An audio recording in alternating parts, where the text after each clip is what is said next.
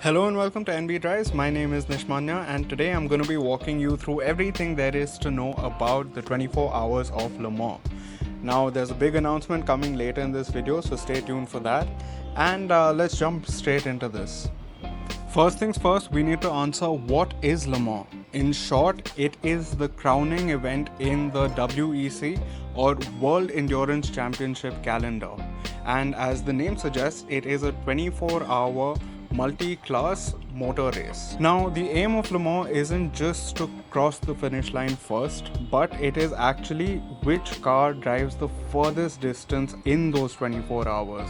And of course, that is minusing the amount of time it takes for driver changes, refueling, and any mechanical maintenance that's done, because there is a fair amount of that happens over the course of the 24 hours in the race. This not only ends up testing the skill and endurance of the driver, but also the reliability of the race car itself. As remember, it's going to be run for as much of that 24 hours as possible, and it'll be done in race conditions, so means that the drivers will be driving it as close to flat out as possible, because of course they want to drive the furthest distance, and the easiest way to do that is drive fast.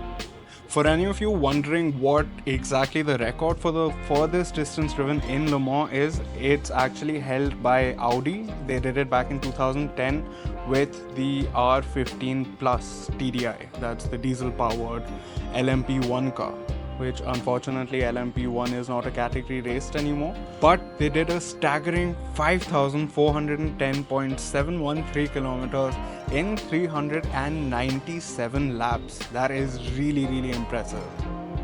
What makes it even more impressive is if you compare it to the figures put out by last year's winning car, the one that won the overall category in Hypercar, that's Ferrari 499P. And that ended up driving only 342 laps in comparison and end up covering a distance of 4,559.4 kilometers in that duration. And remember, this is a car that's 14 years newer than the Audi. Coming to the drivers now, the teams can have anywhere between 3 to 4 drivers in their roster. Most of them race with only 3 drivers right now. And for safety reasons, there are restrictions in how long each driver can drive. And their driving durations are usually referred to as stints. So these can range from anywhere between 45 minutes to a maximum of 4 hours. Because beyond 4 hours, their reaction times drop and it just isn't as safe to let them be out there. Additionally, the current regulations don't allow any single driver to drive more than 14 hours of the entire 24 hours. So it's not like a team can rely on just one driver to get them really fast lap times and make up for any other drivers who are either not feeling well or don't have the pace. The next question is going to be, when is Le Mans? And the easy answer to that is the 2024 edition of the race is going to happen on the 15th and 16th of June. That is this coming Saturday and Sunday. This is also the 92nd edition of the Le Mans. Technically, last year they did celebrate 100 years, but in between the couple of races, they ended up missing World War II. They ended up scrapping a few races then, and even recently around the pandemic they had to delay their races. So all in all, they've been 90. This is going to be the 92nd edition. The race typically starts at 4 p.m. local time in France every year, and I'm going to put a conversion of what that means in IST somewhere on the screen. And on that subject, I have a really exciting announcement, as I am going to be attending the 24 hours of Le Mans this year, and I am so excited. I have previously only attended one major motorsport event, international motorsport event in person. That was the Formula E Grand Prix that was held in India about 2 years back now. But I'm so excited to be going to Le Mans. It has been a bucket list item for me. It is a legendary race, and I have kept up with it for quite a few years in the past. So to be going there in person is something I'm very keen on. I'll also be sharing my experience. I'm going to be filming my journey to Le Mans. I'm going to be filming what I do around the race in the 24 hours. And if there's anything else you guys want to know, either in terms of questions you have or anything you want to see specifically in Le Mans, do let me know in the comments below, and I will try to include that in my upcoming videos. Okay, the next question is going to be, where is Le Mans? Now, Le Mans is a city that is situated in France. It's about 2.5 hours south of Paris if you're going by car. If you go by train, you can take a fast train, it'll take you about an hour and a half. Or the local trains will take you about 3 hours to get there. Now, the racetrack that is used for the Le Mans race is called Circuit de la Sarthe. Please excuse me for any issues with the pronunciation of the name. The Circuit de la Sarthe consists of parts of a permanent racetrack which is there year round. But for the 24 hours of Le Mans, they also close down some of the local streets that get incorporated into the track. And of course, over the years, there have been changes to the overall design and layout of the racetrack, mainly for safety purposes.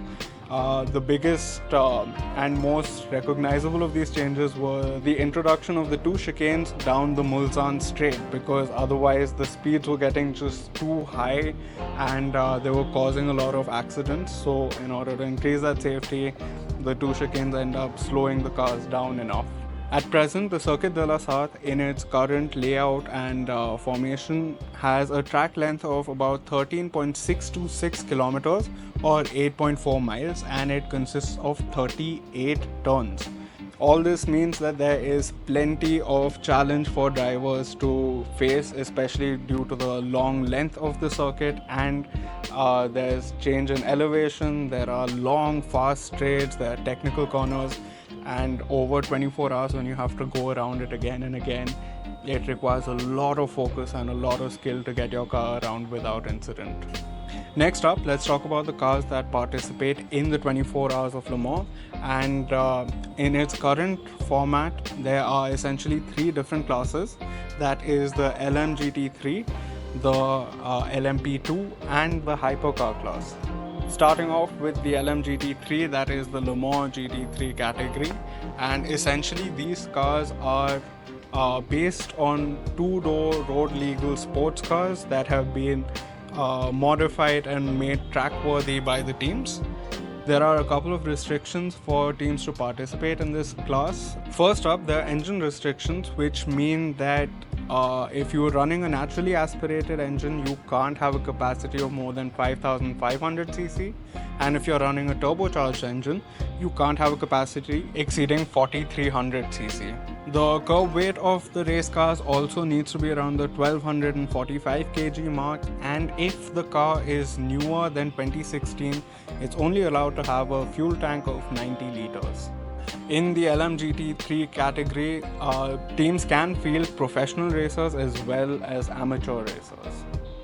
Next up is the LMP2 or Le Mans Prototype 2 class. Now these have cars that are essentially closed cockpit in their design, and they are purpose built for racing at Le Mans, and they have to essentially confide to the FIA regulations, but apart from that, they are essentially built so that they can be as efficient and fast as possible to race around this specific circuit. Here also there are certain limitations for the car makers to keep in mind when they're putting together their race cars. The overall length of the LMP2 cars cannot be more than 4,750 mm, while the overall width cannot be more than 1,800 mm. The fuel tank capacity is also comparatively less than the LMGT3 cars, because these are supposed to be more aerodynamically efficient and more purpose built, so they can only have a 75 liter tank, and they also have a minimum weight requirement of 930 kgs. The last stipulation for this category is that they all have to use the 4.2 liter Gibson Source V8 engine that makes about 600 horsepower. That means that the entire field is more or less competitive in their power outputs. The LMP2 cars are also based on chassis made by only 4 constructors. There's a whole host of teams that can enter this section, as well as privateer teams, but the chassis have to be purchased by the specific 4 constructors that have been approved by the FIA. Lastly, we come to the hypercar class. Now, this is one of the most interesting classes, and it was only instituted back in 2021. This is a new take on the top tier of Le Mans race cars, and this is definitely the pinnacle of the group, as these are the fastest cars and these are also the cars that will be competing for overall victory at Le Mans. Now in this category there are two subdivisions. One is the Le Mans Hypercar or LMH. Now these cars, they are built completely by the constructor that is working on them. So that means the chassis is built by them. They pick their engines, gearbox, design, and they can also choose whether they want to fit a hybrid system. This gives them far more freedom to make the car exactly the way they want to. The second of the options is the Le Mans Daytona Hypercar or LMDH. Now these cars are also fairly competitive with the LMH cars because they do have basic restrictions that both of them need to follow. But here you get the chassis pre-made, like there is a chassis that is shared by all the teams that are participating with this concept, and they also get the gearbox and hybrid system predetermined.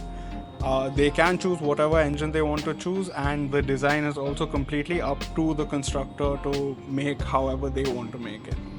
Of course, even with the hypercar category, there are certain restrictions that the teams have to follow.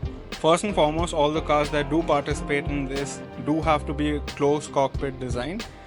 Secondly, they have cost restrictions that each of the teams have to follow. This is done so that all teams can stay competitive and nobody has a major edge over the others. Lastly, the power figures for all cars participating in the hypercar class are restricted to about 500 kilowatts or 670 brake horsepower.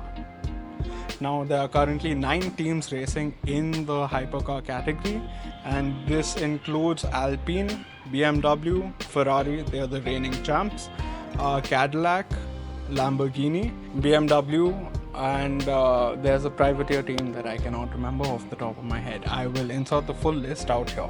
The last question I'm going to be answering is, where can you watch the Le Mans 24 hours?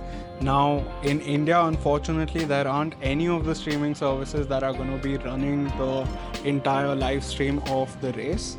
But if you are interested in watching, you can go to the official WEC application and watch the live stream there.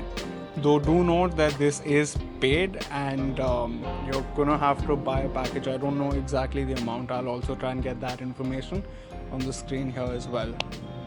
Now, if you have any more questions about Le Mans, do feel free to ask them in the comment section below and I will try my best to answer them. And if there's anything you want to see in person, as I am going to be attending the race this year, I will be more than happy to get that information for you. So let me know any questions you have down below, and I will see you guys in the next video, hopefully when I am heading from here in Hyderabad to Le Mans. And yeah, until next time, cheers.